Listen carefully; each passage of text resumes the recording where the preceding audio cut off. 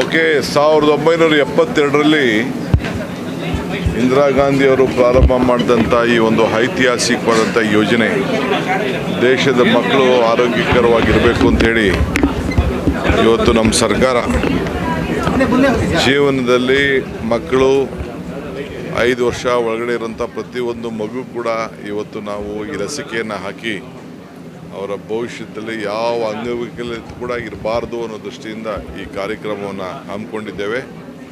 ಸರ್ಕಾರ ಅನೇಕ ಕಾರ್ಯಕ್ರಮಗಳನ್ನು ಆರೋಗ್ಯಕರವಾದಂಥ ಕರ್ನಾಟಕ, ಆರೋಗ್ಯಕರವಾದಂಥ ಭಾರತ ನಿರ್ಮಾಣ ಮಾಡಲಿಕ್ಕೆ ನಮ್ಮ ರಾಜ್ಯ ಪ್ರತಿ ಹಂತದಲ್ಲೂ ಮೊದಲನೇ ಹೆಜ್ಜೆಯನ್ನು ಇಟ್ಟಿದೆ. ಸೊ ಎಲ್ಲ ನಮ್ಮ NGOs, ನಮ್ಮ ಆರೋಗ್ಯ ಇಲಾಖೆಯ ಅಧಿಕಾರಿಗಳು, ಮೆಡಿಕಲ್ ಎಜುಕೇಷನ್ ಡಿಪಾರ್ಟ್ಮೆಂಟ್ನ ಎಲ್ಲ ಅಧಿಕಾರಿಗಳು ಎಲ್ಲ ಕೂಡ ಭಾಳ ಉತ್ತಮವಾಗಿ ಸಹಕಾರ ಕೊಡ್ತಾ ಇದ್ದಾರೆ. ಅವರೆಲ್ಲರೂ ಕೂಡ ನಾನು ಅಭಿನಂದಿಸ್ತೇನೆ. ಈ ದೇಶ ಮುಕ್ತ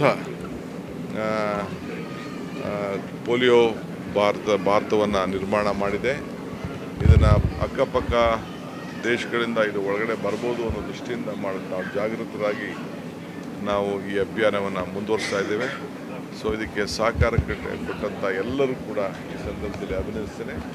ಖಾದರ್ ಅವರು ಸಂಪೂರ್ಣವಾಗಿ ಈ ಜವಾಬ್ದಾರಿಯನ್ನು ತೆಗೆದುಕೊಂಡು ಅವ್ರಿಗೆ ಅಪಾರವಾದಂಥ ಅನುಭವ ಇದೆ. ಇವತ್ತು ಅವರು ನನ್ನ ಮನೆಯೇ ಆಯ್ಕೆ ಮಾಡಿಬಿಟ್ಟಿದ್ದಾರೆ. ಇರಲಿ, ಒಂದು ದೇಶಕ್ಕೆ ರಾಜ್ಯಕ್ಕೆ ಕೊಡುವಂಥ ಸಂದೇಶ ಮುಖ್ಯಮಂತ್ರಿ ಮನೆಯಿಂದನೇ ಪ್ರಾರಂಭ ಆಗಲಿ ಅಂತೇಳಿ ಅವರು ಇದನ್ನು ಪ್ರಾರಂಭ ಮಾಡಿದ್ದಾರೆ. ನಾನು ಅವ್ರಿಗೂ ಅಭಿನಂದಿಸ್ತೇನೆ. ಇದನ್ನೆಲ್ಲ ಸೌಲಭ್ಯವನ್ನು ಹಳ್ಳಿಲಿ ಗುಡ್ಡಗಾಡು ಪ್ರದೇಶದಲ್ಲಿರೋಂಥ ಎಲ್ಲ ಮಕ್ಕಳು ಕೂಡ ಇದಕ್ಕೆ ಉಪಯೋಗಿಸ್ಕೊಳ್ಳಲಿಕ್ಕೆ ಬೇರೆ ತಂದೆ ತಾಯಂದಿರು, ಬೇರೆ ಹಿರಿಯರು, NGOಗಳಿಗೆಲ್ಲ ಸಹಕಾರ ಕೊಡಬೇಕು.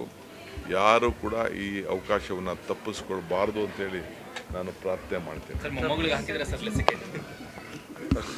ನನ್ನ ಮನೇಲೇ ಫಸ್ಟು ಜನರು ಇದ್ದರೆ ನಾವಲ್ವಾ, ಖಂಡಿತ ಲಸಿಕೆ ಇವತ್ತು ಹಾಕ್ತಾರೆ.